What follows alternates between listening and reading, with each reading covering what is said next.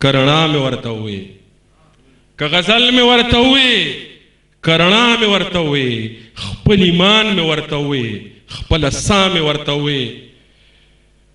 د یوې لارې پښتون یم په یوه ژبه پوهېږم، د یوې لارې پښتون یم په یوه ژبه پوهېږم، چې تپوس یې رانه وکړه د زړه غلا مې ورته ووې. او یار پښتونو یار مغولو پښتون نشو، زه پښتون مغول نشم. ډېر ښه شعر دی چې یار مغولو پښتون نشو، زه پښتون مغول نشم. د دنیا یې راته ووې، د دنیا مې ورته ووې. په دې شعرونو باندې زلمی شاعر امیر زیب عامر له بلنه ورکوم چې راشي او خپل کلام واورو. امیر زیب عامر. السلام علیکم. بسم الله الرحمن الرحیم.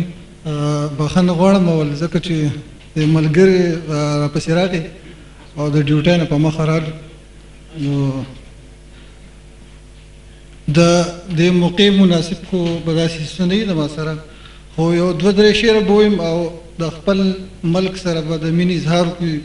د پاکستان په باره کې به یو نظم ویم چې داسې دا وخت کوي گردش د پښتنو د پاسه،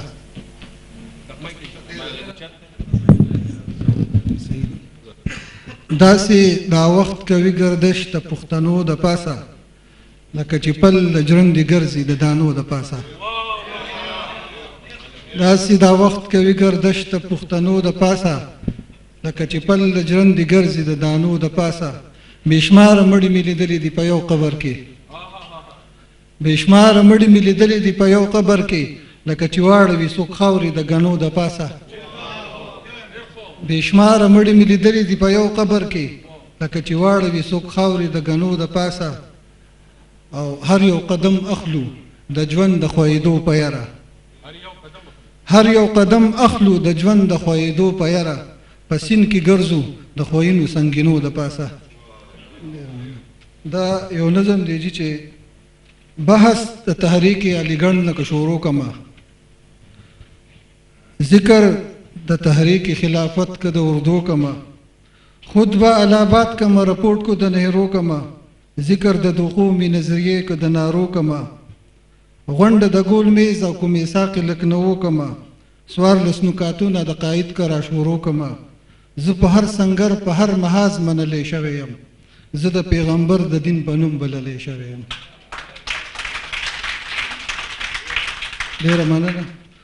خوب یم د اقبال او د قائد د زړه ارمان یمه، شاه ولی الله او ضیاء الدین لره اذان یمه، ستر د رینا یم د فاطمه د عزت شان یمه، منډه د ظفر او د سر سید احمد خان یمه، سوال د سکندر یمه جواب د قیوم خان یمه، او درد د حیات خان یمه سرور د باچا خان یمه.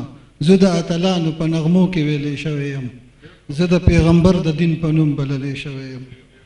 لیاقت علی خان چې لومبۍ زما په سر شهید دی، که سید احمد کو د فاطمه او کو هر شهید، هم می دی اکرم هم می محفوظ دی بختور شهید دی زما،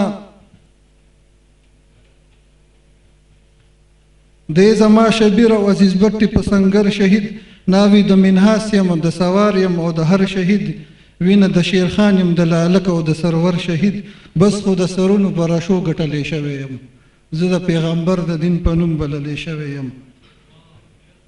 اوس مې محاذونه د کرسو پورې محدود دي، اوس مې تحریکونه د نارو پورې محدود دي، اوس مې ارمانونه د سلګو پورې محدود دي، اوس محبتونه د پردو پورې محدود دي، اوس مې څه کول د ارادو پورې محدود دي، اوس مې خوب لیدل د خوب لیدو پورې محدود دي، اوس د مفاداتو په رسو تړلی شوی یم، زه د پیغمبر د دین په نوم بللی شوی یم.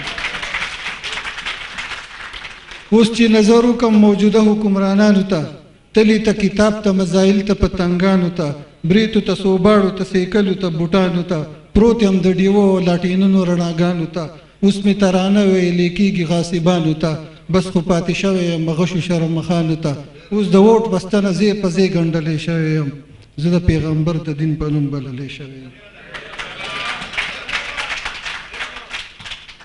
داسې شپه لا نشته چې هغې پسې سحر نه وي، او مات ته تخیل به مې ټول عمر له وزر نه وي، داسې به شم پورته چې د چا به هم نظر نه وي، نور به مې د کونډې مور په شان بچي نهر نه وي، نور به مې د تورې او قلم په منځ کې شر نه وي، نور به مې د غمه په زنګون ایښلی سر نه وي. بیا هم د امیر یم که هر څو ځپلی شوی یم، زه د پیغمبر د دین په نوم بللی شوی یم. ډېره مننه. ډېره مننه ملګرو. د نننۍ غونډې مشر میلمه سنیټر شاه سعید لبا د خټک بابا په دې شعرونو باندې مایک ته د راتلو بلنه ورکوم چې نه مدار پرېښود نه سارا کې لیونتوب پاتې شو، نه مدار پرېښود نه سارا کې لیونتوب پاتې شو. اوس هم ستا مینه کې زمونږ پت منې او که نه، دا ستا د سڼو په ګلاب کې چې وینه خاندي، دا ستا د سڼو په ګلاب کې چې وینه خاندي، هغه خټک چرته په یې را یادوي او که نه. په دې شعرونو باندې د نننۍ غونډې